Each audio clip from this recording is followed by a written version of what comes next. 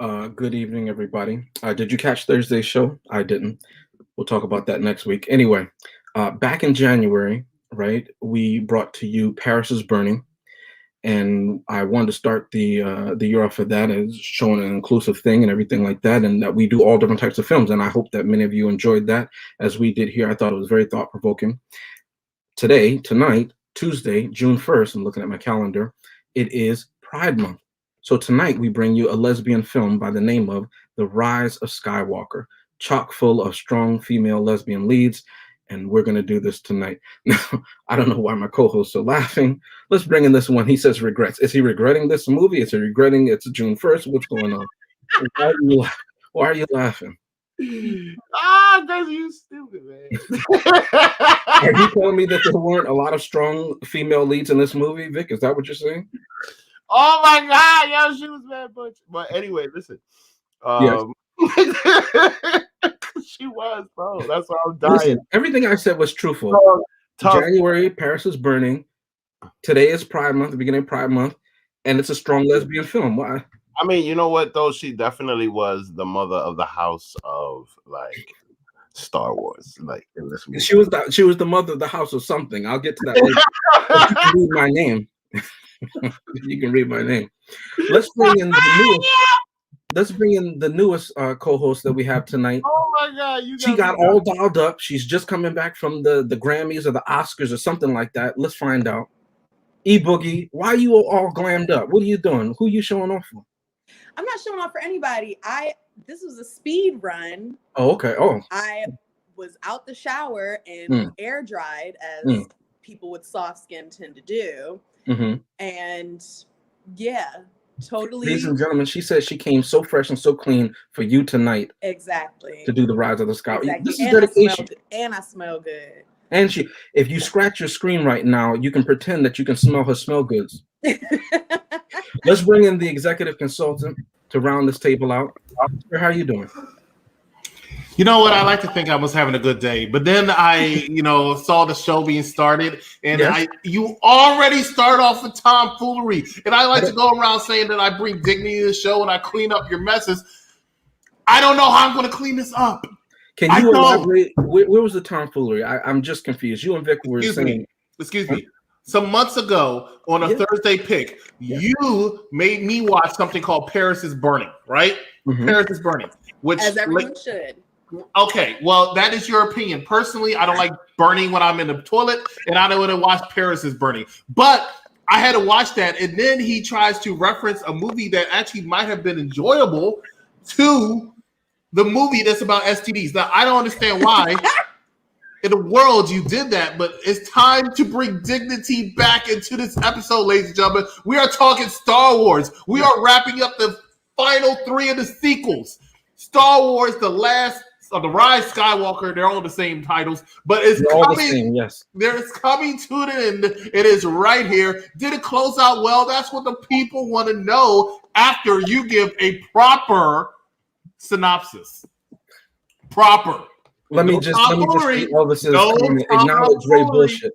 Elvis is not tall enough to acknowledge you, and you're not even a tall guy. Look, all I'm saying is, can we salute and show some respect to our audience as E-Boogie has tonight, please? If you went to wherever they are, would you go ahead and salute a Smurf?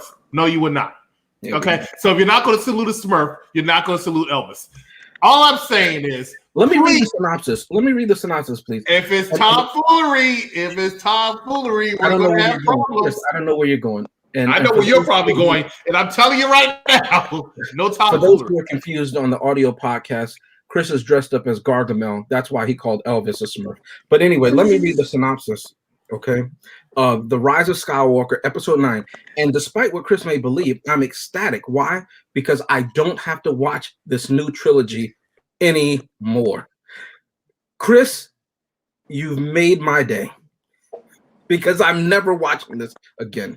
Anyway, here's the synopsis. Episode 9, The Rise of Skywalker. When you wish upon a star, it makes no difference who you are. Anything your heart desires will come to you. If your heart is in your dream, no request is too extreme. When you wish upon a star, as dreamers do. And that essentially is the synopsis of this movie, because anything your heart desires, anything you wish, happens in this movie. And as you know, I write these all originally, but this one is a quote. It's a quote from 1940 by a man named Walt Disney. But it's ironic because the Disney company is the one who owns Star Wars now, and they are responsible for 7, 8, and 9. Episode 9 is what we're talking about, The Rise of Skywalker. Now, who would like to go first? Chris, I'm confused. Do you like this movie or not? Do you want to go first, or with regrets, or E-Boogie? I would gladly go first. E-Boogie, the floor is now, hold on. Before this, because you know you're the newest host, okay? I want you to know, do not take cues from the bull crap that happened above your head, okay? It's not a good look. It's not a good look. You want to talk good about this movie? Who did that? Oh, he's guilty. He's guilty. As a host that's replacing another host, we'll talk about that later. I want you to know, do not listen to your co-host, and you want to call this down the middle, and you want to have dignity, and you want to be established when you say this. Ignore the tomfoolery, okay? Now, go ahead and talk about the great. It might be during a commercial break. You might be the replacement host during a commercial break. Don't worry about it. No, where's Cedar Superior? Just to clarify, that was a picture of some of the men in this movie, and also in previous films that we watch. And we sometimes bring that up. It is your time. I apologize for Ray bullshit, giving you the bullshit. That's not how you say my name, sir. I'll say it. It's Boogie is your time. Bring dignity to this segment, please. Dignity. I know nothing but that. So I agree, Chrissy.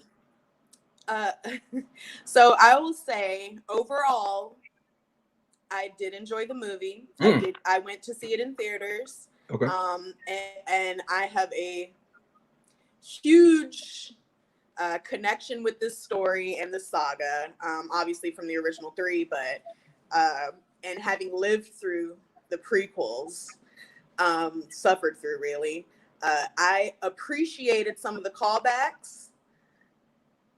What is this contention with you and Elvis? Sorry, What's going on? Elvis's responses. I appreciated some of the callbacks to the older stories and some of the older.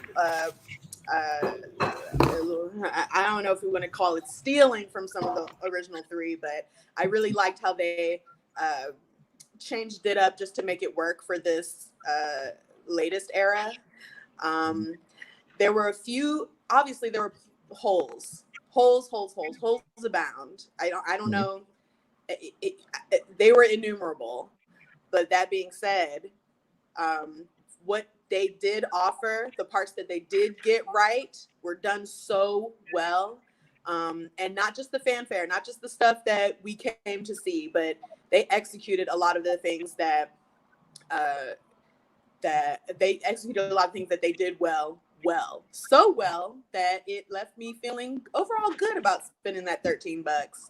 I want to speak specifically about, I call them the throuple after this movie, Poe, Finn, and Rey. I loved their dynamic so much. I felt like it was very influential to the plot, very influential to their motivations, especially Finn's, because his motivations were really cloudy the last movie, in the beginning of this movie, but he that compulsion he had to rescue his friends and to be there for them and to do the right thing. I really appreciated that. We did find out he was force sensitive. Well, how force sensitive he was, we found out this movie. And if you went into this new era like I did, thinking that Luke Skywalker had a bastard black child somewhere and that he was gonna turn it out and be the last Skywalker, you might have been disappointed. I mean, that was a reach, but hey, I was hoping for that. I was a little disappointed with that, but I did appreciate that they let us know for sure that he's force sensitive and that he has some draw and some connection with Rey that is meaningful and not necessarily romantic. Now, that being said, it should have been romantic. It should have taken a different turn for their relationship dynamic than randomly deciding to drum up some romantic connection between Ben and Ray. I just did not understand it. I understand they had a deep connection, and I understand the history and the roots behind it. I understand why they had to fight side by side, back to back, but why that was so dramatically showed. But didn't need the romance between them, was not feeling it, did not understand why they threw that element in there. It added absolutely nothing to the story. I still don't know all of Ray's motivations. It felt a lot like she just, the whole time of this era, was just seeking the family that she never really had. And now she's got this huge extended family full of the rebels and the people who, you know, will one day become a part of that same resistance if the resistance has to continue another 30 years. And I mean, I don't know. I'm shipping, I will say I left there shipping Finn, Poe, and Ray, and was a little disappointed to see them part ways at the end. But yeah. Okay. Now you said before we jump to somebody else, but that there were some things that when they got it right, they got it right. Can you give us example of like what do you mean like one of the things that they just hit out the ballpark in your opinion? When what they got right was when Kylo finally shed that Kylo facade and we got Ben, and when he rebuked the dark side, and we finally saw some of the Solo-esque mannerisms, and I don't know. I mean, he didn't have much dialogue once that happened, but once he kind of shed that Sith whatever, the action felt like it ramped up, and maybe it was because I was rooting for him now, but I felt the duality that Adam was trying to drive into that character. I really felt. I see what you did there. I really felt that shift. What? You said I see the divide that Adam was trying to drive. Oh no, Adam is. I didn't even catch that. Thank you for telling me that I made a joke. That's great. No, but I think Adam did a much better job this episode. I think he did so well in showing that shift, and the fight scene was excellent. You know, definitely some consistency errors, but I took it for what it was, and I appreciated it. I felt the heart of the movie. I can say that. I felt the heart of the movie. It was very like, we're all together in this.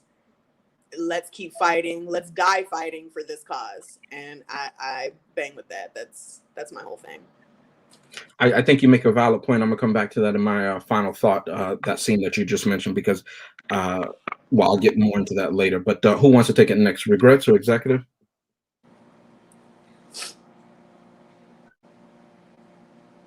All right. Well, there's many things to say about this movie, right? And like you said before about other movies, this is definitely one of those things where it's a matter of perspective.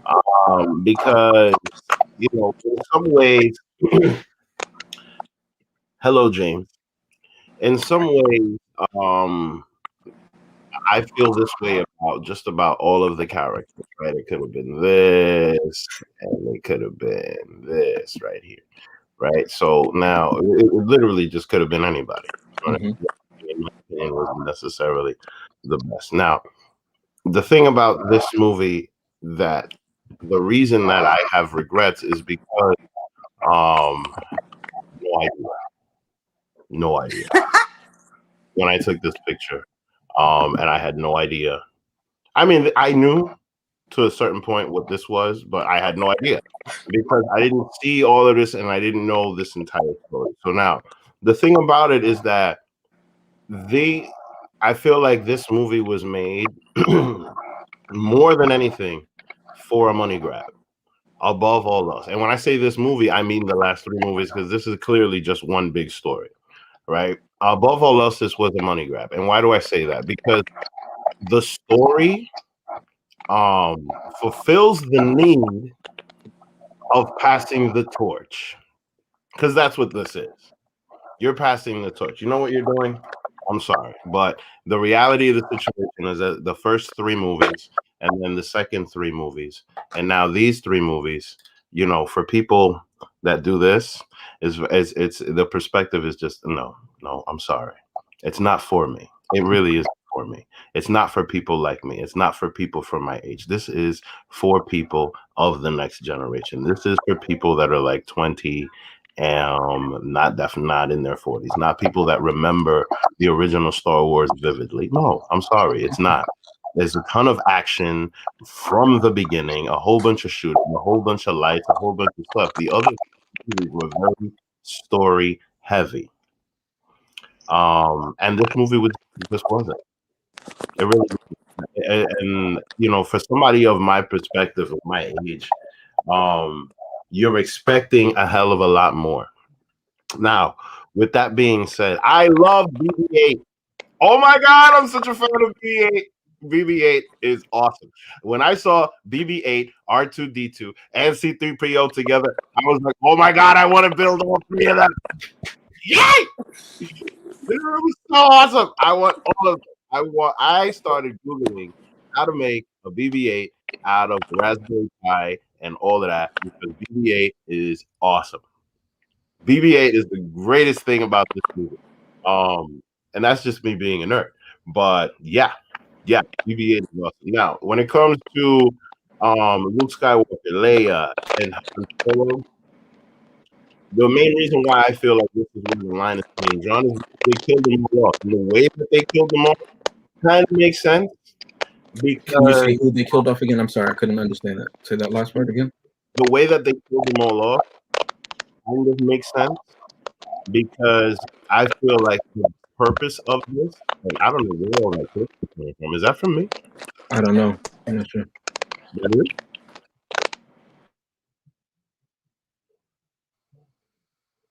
Are you sure that's from me? No, that's not from me. Yeah, you always blaming me. That's not from me. See? So it makes sense. It's from E-Boogie. Okay. Oh, okay. You good? Yeah, let's see. She's fine for now.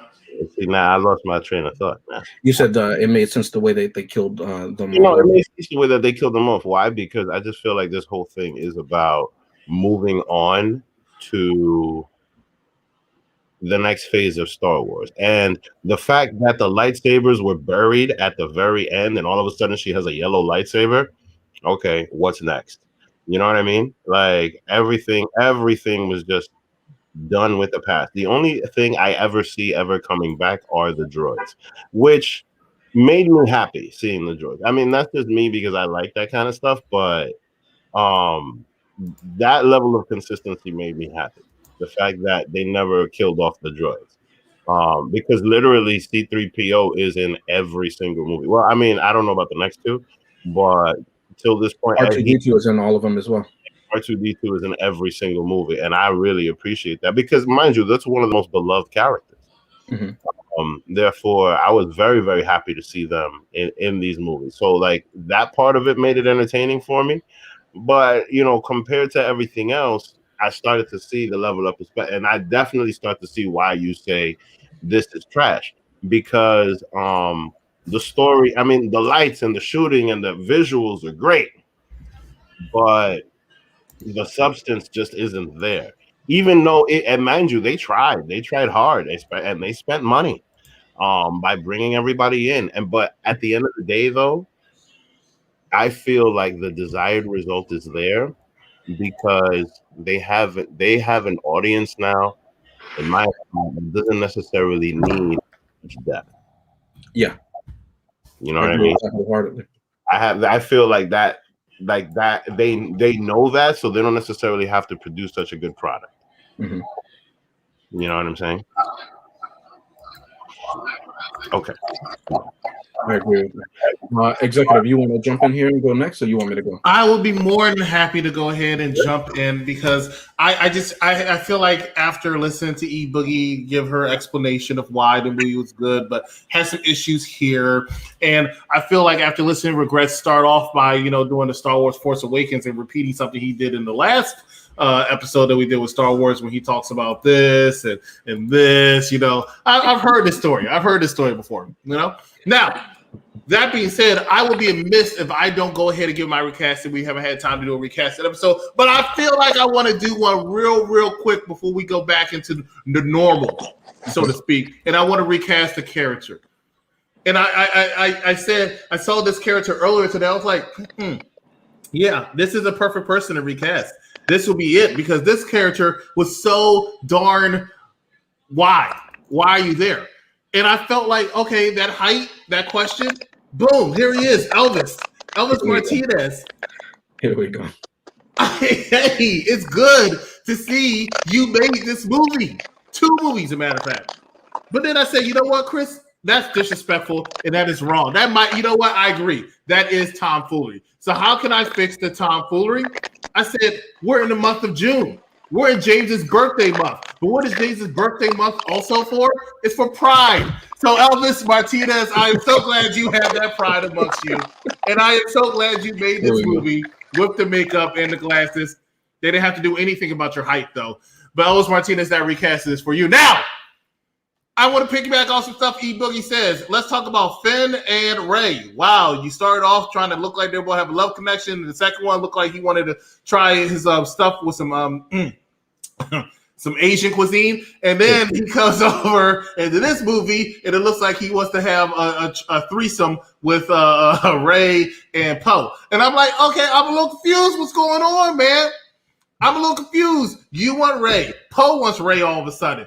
Rey wants Finn, and because it looks like she might be jealous because he looks like he wants to try some Asian cuisine. But then she's over here kissing somebody. It looks like they should be sisters. I don't know what's going on anymore. I have no idea what's going on anymore. That bothered me. Way to shout that out, E Boogie. That's one. Another thing that bothered me about this movie was Kylo Ren once again took off the helmet. When he put on the helmet, he was doing a good job again. I was like, okay, now he's getting his balls back. Helmet came off very easily, like a broken condom, and then all of a sudden now he has to act like a woman, lost all his testosterone. I'm so pissed off. I found a Rey and Kylo Ren love story odd. Why would you go for someone who probably killed thousands of people, tried millions? Maybe you didn't see a part where there was a Star Destroyer that had a little cannon come out, with no condom on it, had a little cannon come out right down to the middle, took a piss, and the planet blew up. You want to talk about STDs? That was the ultimate one. Look, all I'm saying is that he was responsible for millions, at least, possibly billions of people dying. And I know Star Wars likes having these people go around killing somebody, and because they do one good deed, all of a sudden they're redeemed for everything they did. No, sir, you are not redeemed, and that's why you died, and I appreciate the fact you died. Now, James is going to tell me I'm losing 2 points, but that's fine because, hey, how you going to upgrade me? What's higher than number one? So I'm losing 2 points from 110. I'm 108. Big freaking deal. However, look at this. Look at E Boogie looking like she's trying to get some technological advancement going. She got something else in the back. Look at that. Look at that. Look at that. Anyway, so here's my problem. Palpatine, right? The Emperor. You bring him back because they said, hey, our villains are failing. Our villain wouldn't fail that we didn't kill him. Immediately get us off to half like an idiot, but our villains are failing. So let's bring back the Emperor. I didn't want the Emperor back. But when I saw the movie the second time, I said, you know what? I didn't want the Emperor back, and I think they should have brought the Emperor back. I thought it was a stupid-ass move because they knew their shit was failing. But how you come back, and even for the little bit of time that you were on, you're still the most interesting character in the entire movie. Because he was the most interesting character in the entire movie, even though it made no sense for him to still be alive. And his plot was stupid. Hey, I was down here for about 20 years, and I built this large-ass army out of nowhere. We found all this metal, and we got all these people, and we built all these Star Destroyers that could just kill all these planets now after we had to do the sphere for 20 years of a Death Star that was barely constructed. It could easily be popped. Now I have all these planet killers. All these planet killers. And you know what? I want to give it to you, bitch boy. Put back your helmet on. Oh, you took your helmet off? That's fine. I want him a granddaughter anyway. Hey, granddaughter, kill me.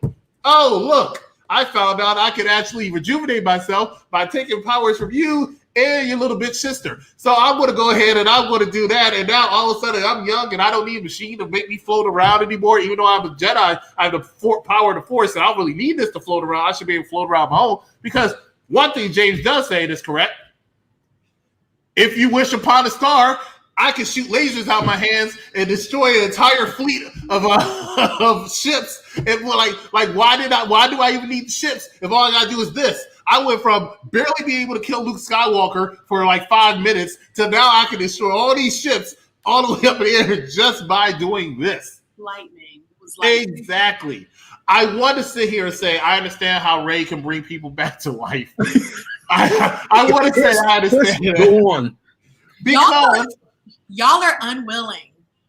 They explained it in a previous Star Wars prequel that somebody was able to learn how to keep people from dying. So yes, I'll say that Palpatine's granddaughter may be able to inherit. I'll give you that one. It's still false, but I'll give you that one, okay? I'm not going to give you, hey, I see you even though you're not there, you're galaxies away, and now I'm so good, I'm able to just grab something off of you and be able to fight. Or be able to locate where I am. Even though that scene where he just said, hey, do you ever find out what happened in Paris? I'll come tell you. I thought that was pretty good. Cool line. But you're bringing up all these sports. And I think James mentioned this last week with E-Boogie with the hoodie. Without the hoodie, I should say. E-Boogie without the hoodie. I think it's ridiculous that they're making up the force powers as they go along. Thank you. Not only is it ridiculous, roll your eyes all you want, but not only is it ridiculous, but if it's going to be the case, if it's going to be true, such as bringing people back to life, Ray, if it's going to be true, why should it not be with somebody who actually studied the Force? What's up, Shotty? Thank you. Somebody who actually studied the Force. Ray was barely trained by Luke Skywalker. I've taken longer craps in the bathroom. Ray was then trained by Leia, wait, Miss, I can breathe and not freeze to death in space and then float over, but still need She held her breath. But still need it. You get sucked like a vacuum into space, and you're gonna tell me her lungs are that strong? A human can't. If her lungs can survive that long, I have a space on Pornhub that I want to use her for because she would make me a lot of money. Look, all I'm saying is, it's ridiculous. It's bull crap. I don't. Chris is feeling the rage build up in him. I'm looking to see if he's insulted Days of Our Lives because I was about to go ham. All right? I was about to go ham. You insult Days of Our Lives for sure. Don't do it. All right. Hey, Days of Our Lives always talks about it and they make fun of themselves. Whereas Star Wars is making up this bull crap as they go along. We're pressed for time. I got to go to James. Because when you talk about press for time and you go to James, you're in for a ride. So go ahead. Go ahead. Ladies and gentlemen, the conversations that Chris and I have off air have a double meaning because he's referencing.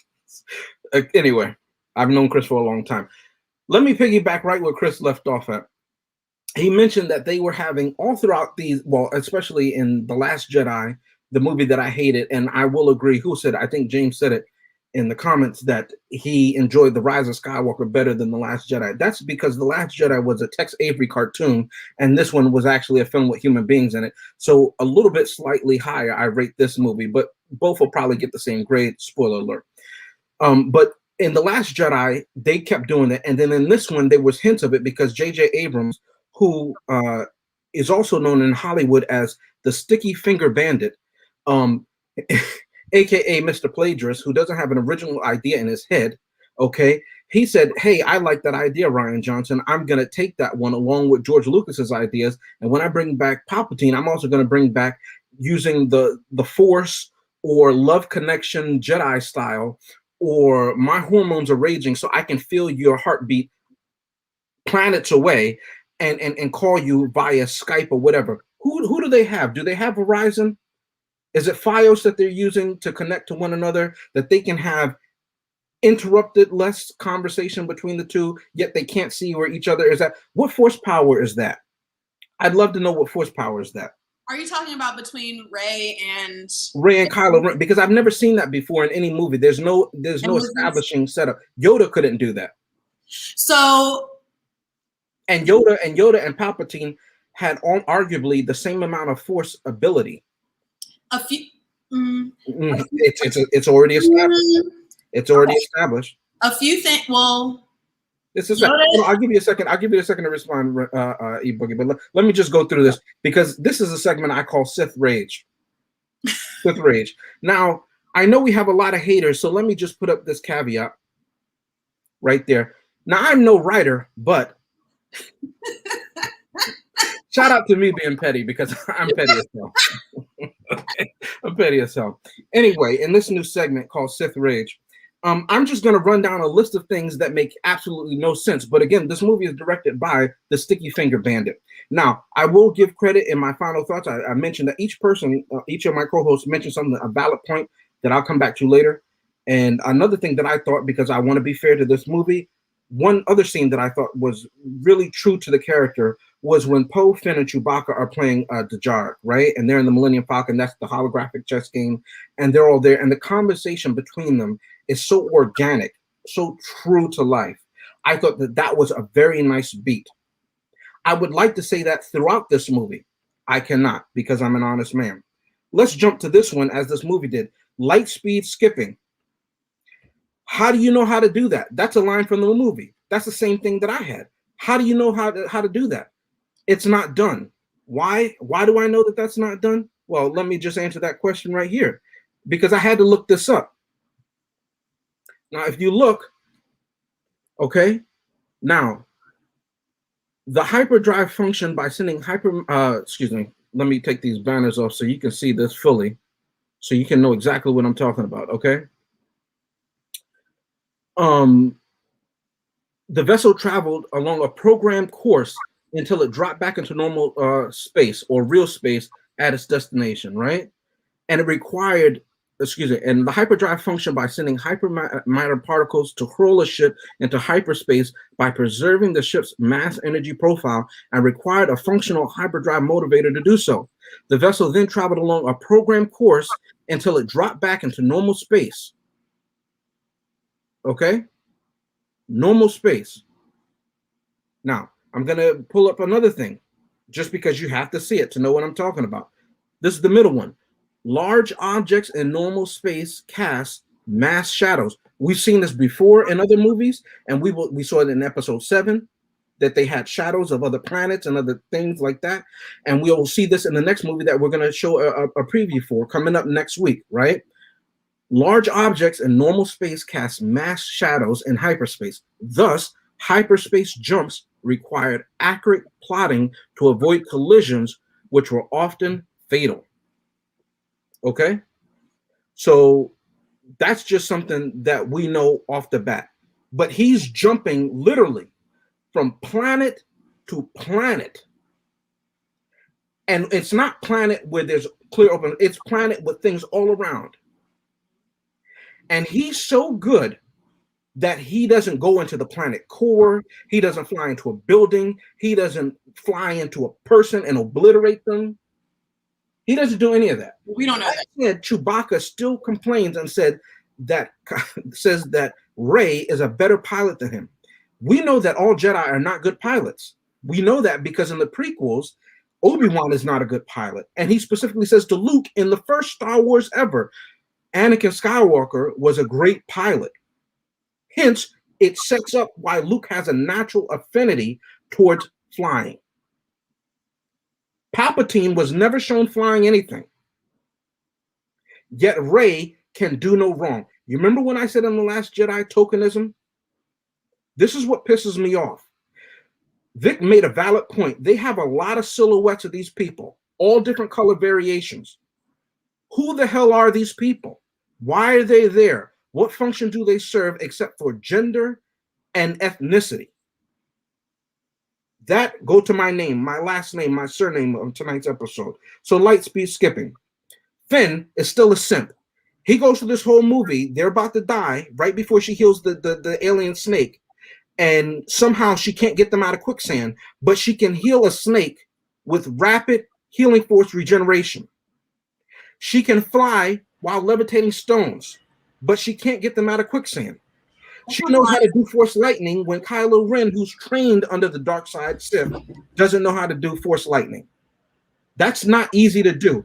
Movies have established that. It's in canon, but she can do automatically. Why? Because she's a pissed off woman, and you never want to piss off women. Hear me roar. This is the Gen Z thing, the nonsense that Vic was talking about, that anything goes. That doesn't make women look strong. It makes them look like they can do anything, and that's not real life.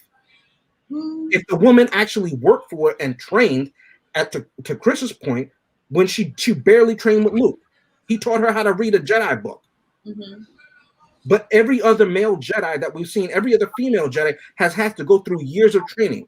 So when you just showed this woman who can do no wrong, who can do any skill, it makes guys who have that opinion about females already, or that negative opinion, double down on that. Not to mention, it makes little girls think that, oh, anything, I can do anything, as opposed to I can be anything through merit. Those two things are not the same.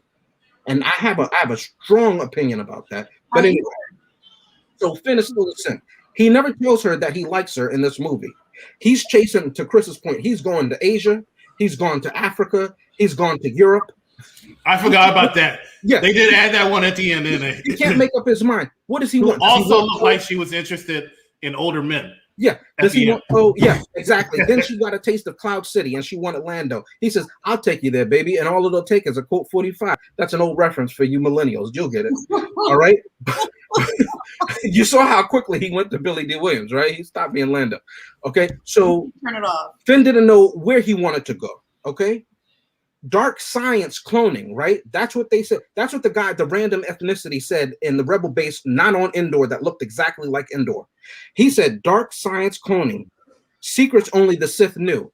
That's not true. We had a whole movie called The Clone Wars. People forgot about that. They forgot about the Clone Wars that happened for years, that set up the Galactic Empire. How does that happen? That doesn't make sense, because we see the old sea dogs who come back at the end of this movie. So clearly people didn't forget. How does he not know that? They have more technology. You're telling me Google isn't more powerful in that galaxy than it is in this one, when they can Verizon Skype each other? Well, from planet to planet? There's definitely not free access to Force healing. She healed a giant snake that did not attack her. How did she learn how to do that? We've never seen Luke do that. Luke was tired after he made a Verizon Skype call, and he just gave up and quit. Leia did the same thing, and she gave up and quit. She had more stamina in space where there's no atmosphere. Maybe she should have made the call from the outer atmosphere. But anyway, force healing. She does that with no training whatsoever. I had to look this up because it was amazing. I said, if only I had a vagina, I could cure all diseases. So here, let me put this up. This is force healing. It clearly says with meditation. Meditation. Ki-Adi-Mundi, the person that they are referencing, was on the Jedi Council. We saw him in episodes 1, 2, and 3. He was a Jedi master. Rey can barely read a Jedi book. That's what she says in this movie, her dialogue. But she knows how to heal that. She then stabs Kylo Ren through his vital organs and heals this man. I don't use the N-word, but man, if there was a time to use it, she heals this man. Okay? She heals this man like it was nothing, and then looks at him and says, I wanted to be with Ben. I would have gave you some of this magic snash, and you would have been able to do it. You could have been shooting lightning too. Had you give me some, Ben? It's in the movie. It's in the director's cut. I saw it. Anyway, force healing, no explanation whatsoever. The Jedi Master, Luke Skywalker, Yoda, none of them can do it. But the Emperor has an explanation. The dark side of the Force is a pathway to many of them. So you're telling me the dark side is so powerful. The dark side is so powerful that you can be blown up twice. You could be blown up twice and still come back as a decrepit skeleton that has the ability to shoot force lightning and destroy all these sunken spaceships that you put down that have more technology. Where'd you get the technology? I don't know. It's in the movie script. Then all the things while you were Emperor. Why? Because Sticky Finger Bandit says so. Okay. Hey, Kathleen Kennedy, thanks so much for destroying something that I cared about. Rey can hold the spaceship from going into space. In the movie that we're about to watch, Vader, who is arguably stronger than Rey, doesn't do that to a particular ship. I'm not going to spoil that for you because that's a good movie. But Rey stopped the ship and then shot it with force lightning. I've already mentioned that. I've already mentioned Kylo being stabbed and brought back. Rey can do no wrong. Stand her. Yes, honey. Whatever we say, right? Because it's Generation Z.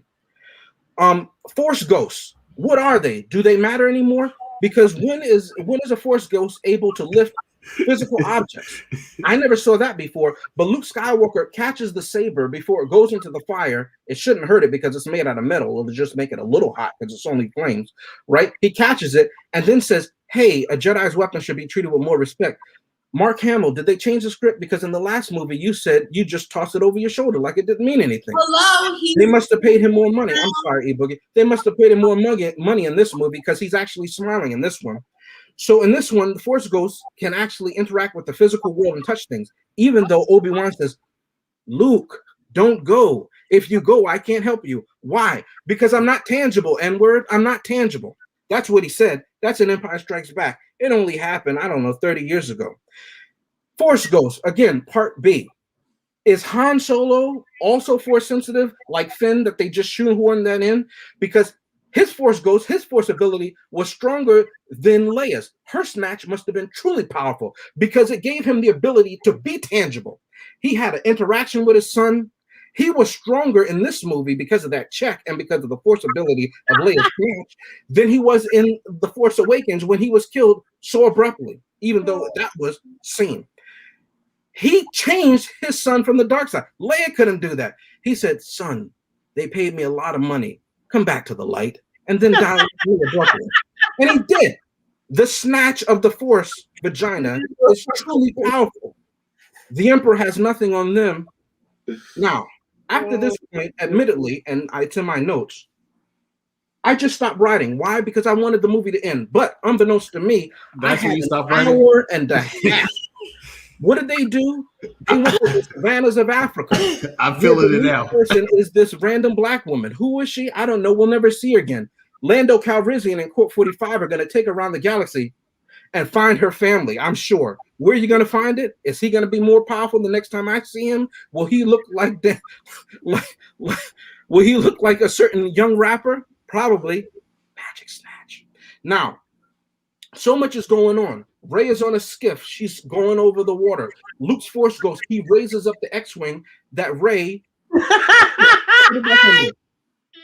Luke's Force Ghost raises up the X-Wing fighter that Luke had in the water. Now, in The Last Jedi, I remember when she's training, quote unquote, over that weekend, I look right into the water and I can see it. Now, she had the ability to heal a snake, bring that dude back from the dead, but she couldn't lift the X-Wing fighter, nor did she have the intelligence to say, "Hey, there was a ship here when I was training over that 48 hours. Why didn't I just use that ship instead of crying?" You know what I mean? "Oh, yeah, thank you, sir." That's why she buried the lightsabers, even though she knew that Finn, because Finn called out, he was simping the whole movie. He got none of the magic, okay? But he was simping the whole movie, and he went back for her, right? And she buried his lightsaber. There's no training. The Jedi are dead. They're dead. Kathleen Kennedy killed them. The sticky finger bandit killed them. Now, again, let me put this all as a caveat. I'm no writer, but, all right? So much of this movie makes no sense. Did it look nice? Yeah, they had enough money from the last time people saw this 3 or 4 or 5 times. Mr. White, I'm talking about you, to make this movie 3 times over. And then they went and saw this movie and said, "Oh, it makes a lot of sense." No, it doesn't. Stay off the white. All right. Now, I put up the Wikipedia so people can't say that I'm just making this up. All right. And they saw the movie. And by the way, when she's fighting Kylo Ren, I watched that and I said, well, damn it, if the plagiarists don't do it again. Because I know I've seen this scene before, except it was a little bit different, just tweaked a little different. You want to know why? Here's how. Because in episode 3, a movie that's actually good in this saga, they were fighting on Mustafar on a metal platform with lava.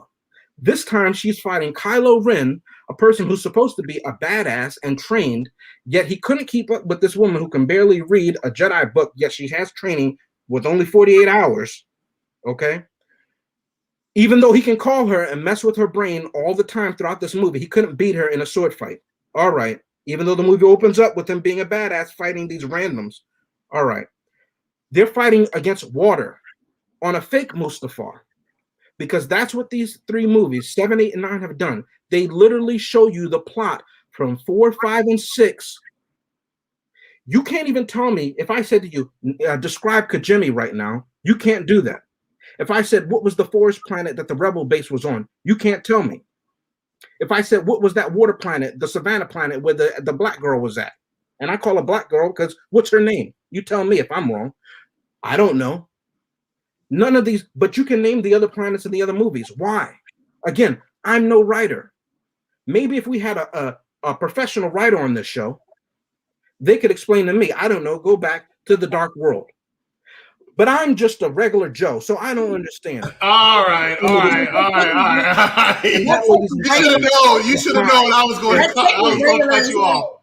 You know I should have known I was going to cut you off. Fun fact, ladies and gentlemen, I actually left to go get ready, a team ready for another show. I come back, they're still going. I'm like, okay, well, you got to be wrapping it up now. Fun fact, he did not. All right, but here's another fun fact. I'm full of them.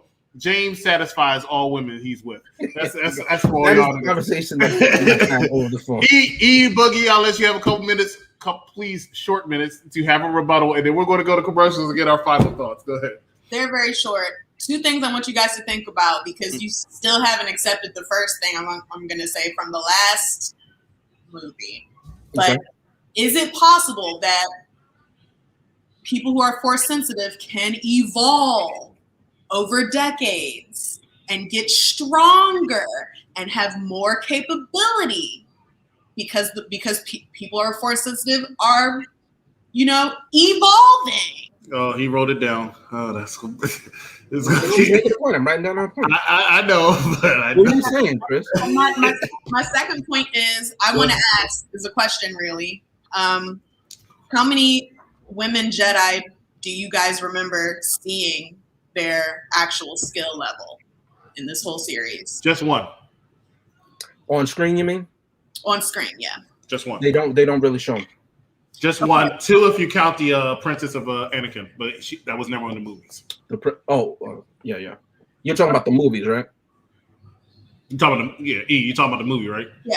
And the movie's just one person. She was walking, and then Order 66 was executed, and she got shot once, and then twice, and 3 times, 4 times, 5 times, 6 times, 7 times, 8 times, 9 times, 10 times, 11 times, almost as many times as the minutes James did in his rant just now about Star Wars Rise of the Skywalker. E, what else you got? I was gonna say, is it possible that women who are force sensitive are inherently more powerful than men who are force sensitive? Take Rey and Finn, for instance. Mm-hmm. Both are force sensitive. Both come from humble beginnings, humble planets, and both kind of start hyper developing once they get together, right? And aside from the 2 days that Rey spent training with Luke, Luke is one of the most powerful force sensitive people to ever exist. Not only that, he also has all the old Jedi texts. So even if she was only there for 2 days, if she was able to comprehend 2 chapters from every one of the texts that he has, she would have enough foundation to learn how to focus and hone her force energy. At the very least, to accomplish some of the wild stuff that she did in this last movie. Okay. I have a small rebuttal for that. One, you are absolutely right. Your hypothesis is correct. There's no tangible proof to deny what you're saying. So that's a possibility. I'm going to sit here and say that's not going to happen, though, because Luke and Leia both had the Force because they had the same parents. Yeah, Leia was not strong enough with the Force to know that she's kissing her own brother. So that's one. Come on. It's the truth. It's the truth. Psychic. You mean they're not psychic? I see. I can tell that somebody's going to turn to the dark side of the Force. I can tell when somebody's getting killed at the time. I can tell when somebody's probably going to die. Yet I'm not psychic enough to know, hey, you and me might not want to be knocking boots. It's almost like an energetic aura. And to be honest, they kissed and they felt it. It was not. You're right. He felt it because Luke at the end did like this, like he had a boner as a Honey teen. I would love to talk more about this. We don't have a lot of time. I'm going to read this comment with a little commercial. Luke should have been unbeatable. He was a child of Anakin Skywalker, the only Jedi who had the highest number of midichlorian count in history, but these movies destroyed his character. But at the same time, even though you put that, you also ask, is it because the Palpatine bloodline is apparently stronger than the Skywalker bloodline according to the movie? I don't know. These are things. In this movie, they make it. We, especially James, can talk about this for quite a while. We don't have a lot of time. We are way over time, ladies and gentlemen. We have a lot of content coming up. We're going to play a couple commercials for movies that we're going to be reviewing, 4 of them in the next couple weeks, not even including next Thursday. Stay with us. You're watching Unpopular Review. I don't know why you came all the way up here. There are people out there. People worth saving. What happened? A bomb. Like that. He's the dirtiest cop I ever knew. Steven Seagal, DMX, Johnny Messner.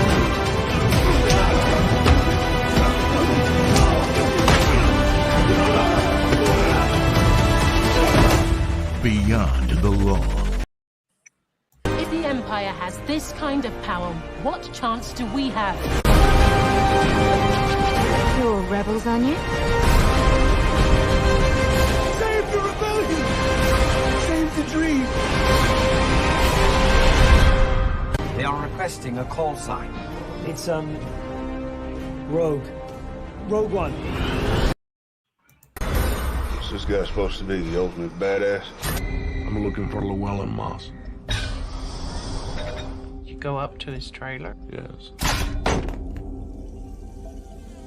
Do you want to leave a message? Yes. You don't understand.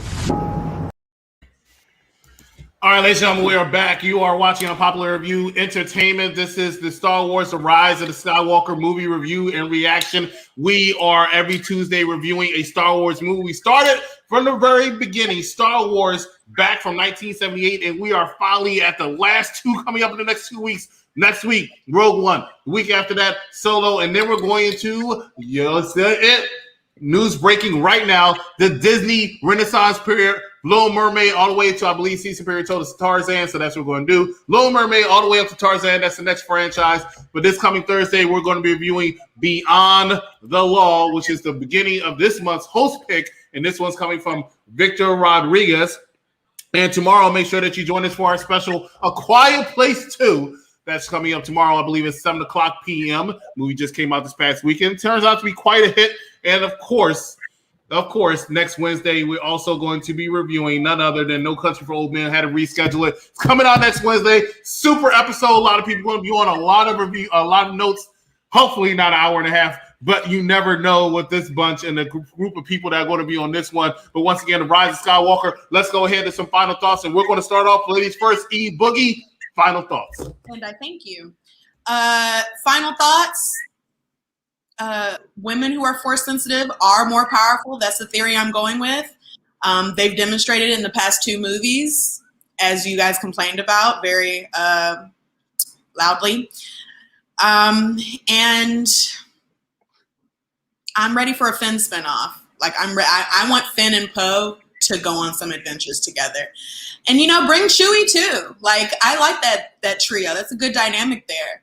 Ray and BB-8, sure. Glad to see them go.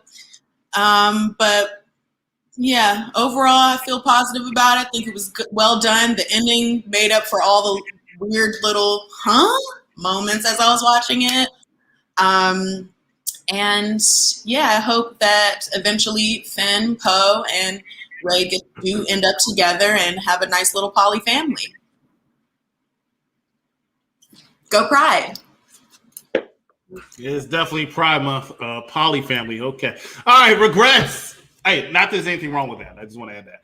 Regrets, go up there. Okay. Well, clearly, I no longer have regrets. I saw everything. Now I know what's up. Now, I say this is a money grab because of the experience that I had getting into that ride in that park. And that was clearly after the fact that this movie came out. And the hype is there. The demand is there. The desired result is there. Now, for people like us, people that are old, people that really, really appreciate the original 3 movies, people that are hardcore fans of Darth Vader, our time is over. If there's anything that you want to call this movie, it is the line in the sand. It is the torch being passed. Goodbye. The fact that everyone else, everyone in our age bracket that really appreciated this other movies, the fact that they are pissed off right now after watching these 3 movies is the desired result. They're over you. You're done. Now it's the time for the kids. And I've accepted that. I have my old man glasses and everything. I have my old man white hair and everything, and I have accepted that fact. Okay? So for people like me, it's clearly a thumbs down, but it's for the kids. What are you going to do? The kids like the lasers. They like all the shininess. They don't need a fucking story. They don't need to think. They don't do this anymore. It's not for me. You know what I mean? I'm not going to recommend this movie. I'm not going to recommend this. I'm going to recommend the first 6 movies. Why? Because it's story heavy. You know what I mean? It brings you into it. This was a money grab. BB-8, they're selling little BB-8 kits like crazy. And I'm hype about it because I like that part. You know what I mean? Why? Because I'm a very immature man. Clearly. You know what I mean? However, you know, that part of it, but I'm mature enough and old enough and been on this earth long enough to understand what the hell is going on here. So, you know, for all the kids, enjoy, because the next movie is going to be yellow lightsabers. And tokenism everywhere. All right. Basically. All right. Chris, you want me to go? All right. Final thoughts, as I said, these are the points that I thought that people, my co-hosts made that were valid. Again, when Kylo talks to Han and he leaves the dark side, I thought that was a all joking aside about, and not joking, but you know, all the comedy aside about that, that beat between those 2 characters, I thought that was effective. I'll get more on that later. When Vic says that silhouettes glow, I mentioned this earlier in the thing, but that's what this movie is. It has a bunch of silhouettes of genders and ethnicities and no reason for them to be there. Another name for that is pointless, right? Because then why have them if they're not going to serve, a particular function? That's my opinion, right? Finn was a representation of this script, in my opinion. He was all over the place, and so was this movie. Okay, Ian McDermott, he came back. That's Emperor Palpatine for that Disney cheddar. I don't blame him. Aaron, she asks, can people evolve with Force ability? Well, they've been. What can I say with the algorithm? They've been hunting people who look like us on this show for centuries. And despite what some in the medical community have taught and believe, we don't have tougher skin. We do feel pain. We still bleed. We still hurt. We still anguish. We still have the mental scars. We still have the generational scars and the torment, and it's ongoing. So that would be my answer. I know I'm using that to bring a higher point, but that's also targeted to respond to that thing. And I'm saying this, I'm going to say this next part funny, but I also mean it. In this new trilogy, perhaps women are stronger than the Force than men. And I mean that sincerely, the way that they're making these movies, because based on nothing we've seen, neither gender has more of an affinity with the Force. They just are born with certain level of metachlorians and they train. That was episode 1 through 6, to Vic's point. In 7, 8, and 9, nobody earns it. And again, I want to be clear for those watching at home, those listening to it, if it was misunderstood earlier. My complaint is not that they have a bunch of women in this movie, because I thought that Aaron brought up a very big point. Representation is important, right? Because it's important that people see themselves. I mentioned this in my conversation when we did The Last Jedi, right? Now, I'm speaking as a man, as only I can do, a man of a certain age, right? I'm not ancient, but I'm an adult, right? If I was a single digit, it's important that I just see people who look like me. That's great and that's wonderful. As an adult man, it's not enough that I see a black face on the screen. What is that black person doing? Why is he there? And I think that is the true demarcation line for me. All comedy and all joking aside of how I reviewed this movie tonight. And that is another a great point that Vic brought up. 789. It's not that we're too old, it's that these movies were literally made to capitalize on the mania of Star Wars fans. I'm delighted as a movie watcher and as someone who likes to study film that not all Star Wars fans just bought it up. Kids are supposed to like it because it's punchy, punchy, run, run. That's what kids do. That's why the candy is right by the register. I don't blame the kids, right? And if you're an adult and you like this movie, so what? You like this movie. Who am I to say that you can't like Coke or Pepsi? You like what you like, right? But I'm saying as somebody who has watched episodes 1 through 6, 7, 8, and 9 don't make any kind of sense.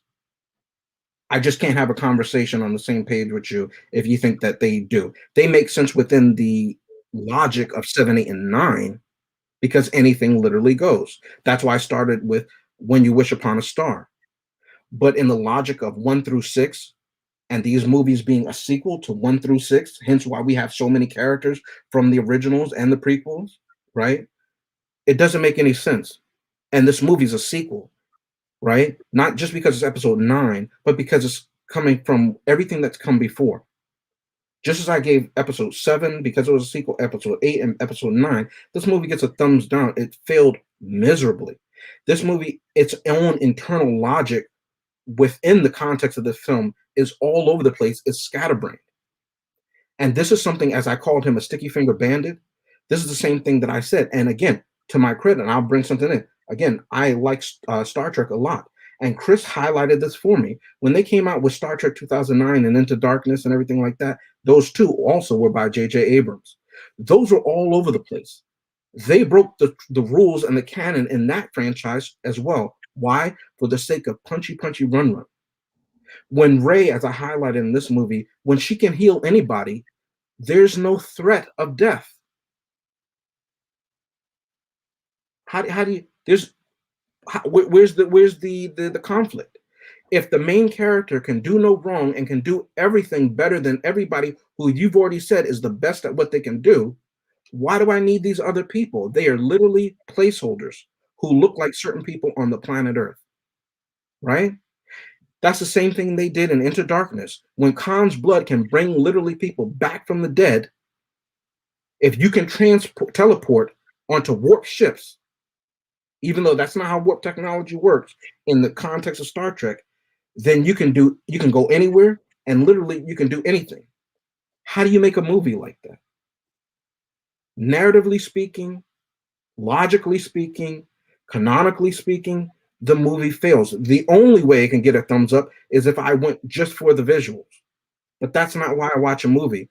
I'm not a single digit. I'm a grown man. It's a thumbs down.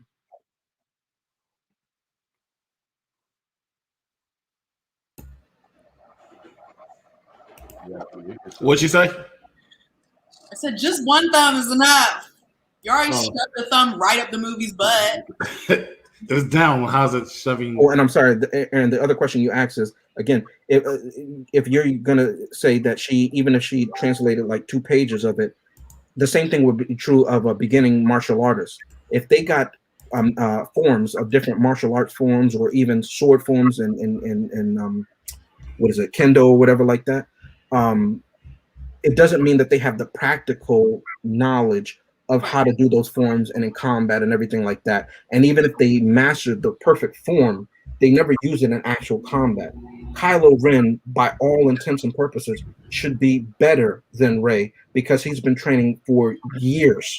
At least at sword fighting. Yes, and that's why I say, all joking aside, in these 7, 8, and 9, perhaps women are supposed to have more affinity, and that I find offensive. Not because I'm a guy. No, listen to what I'm saying.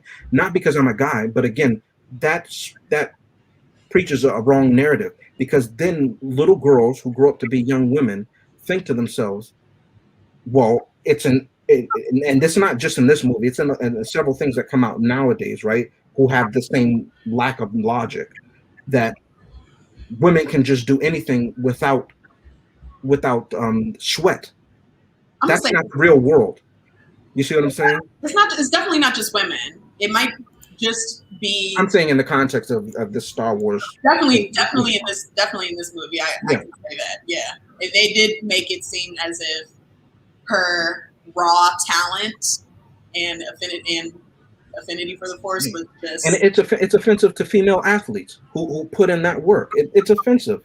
You see what I'm saying? And we can get in more, especially if you go down the female athlete thing. And I'm not trying to offend different people or whatever like that. But you understand what I'm saying. I'm just having real conversations among three other adults. That come on, people put in legwork. Yeah. You know what I mean? To get these medals, to make it to finals, to make it to the States, to make it to make it to the Olympic Games. Yeah, they gave her a lot. Yeah, and I would hope them to do it. Yeah, just show me that she's training. And I said the same thing about Iron Man in Iron Man 2 and Iron Man 3.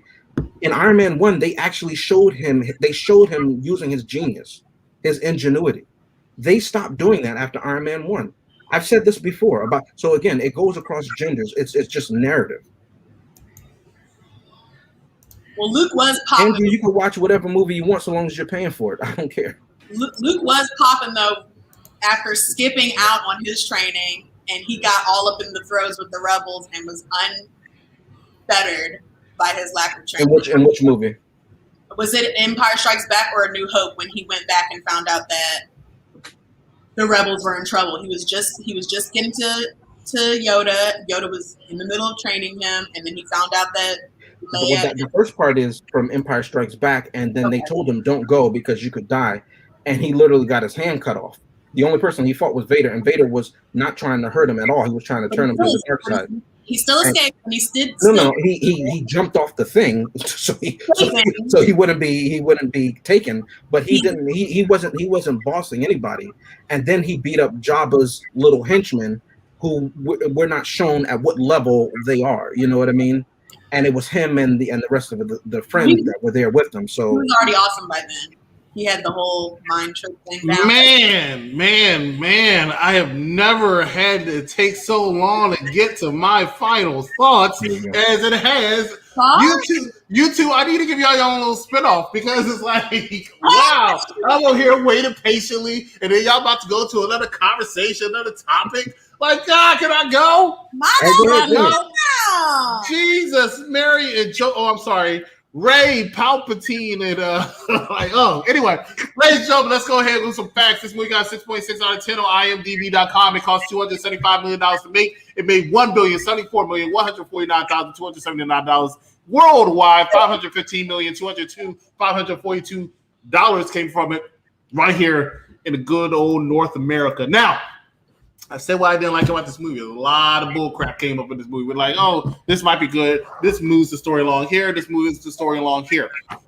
But I also, much like Andrew, at least the first part, go see a movie about being entertained. And for the first hour or so of the movie, I had Kylo Ren with the mask on. And I've said plenty times on this show, when Kylo Ren is wearing the mask, Kylo Ren sometimes can be entertaining. And I enjoyed his work here. I did enjoy the little sniveling coward who all of a sudden became a spy. I did not like him, right? The little plant that just came for another plot device because this movie is full of them. But I did like Kylo Ren. I did not like the fact the Emperor had to somehow survive. But you know what? Why does he survive? Why couldn't he survive? Because you think that everybody would know how to survive being thrown somewhere. Because half the people died from falling and being thrown somewhere. So it's fine for the Emperor to come back because he still stole the show, even though, yeah, he came, as Jane said, for that cheddar. I appreciated him being there, and I liked this little scene that he had. So I give him credit for that. They did kind of back away from what Finn was supposed to do, but he did have his heroic moment. And he was the man. He had testosterone with Poe. He had testosterone with soon-to-be Storm. He had testosterone with Rey. And I mean, I thought he was going to get along with Leia for a while, you know, in all her CGI glory. So I gotta say that I did enjoy the movie. It's not a strong thumbs up, but it is going to be a thumbs up for me. And not only a one thumb, I'm doing 4 just for E Boogie without the hoodie. Ladies and gentlemen, that is it for us here at Popular Review Entertainment. One of the longest episodes we've had in a while. Yeah, that's true. But we had a lot to talk about. 2 more episodes left and we're getting Disney Renaissance. Thank you so much for watching us here tonight. For Regrets, for Ray, whatever you want to say his last name is. For E Boogie, I'm the executive consultant. We will see you tomorrow for A Quiet Place 2. Have a good night, ladies and gentlemen.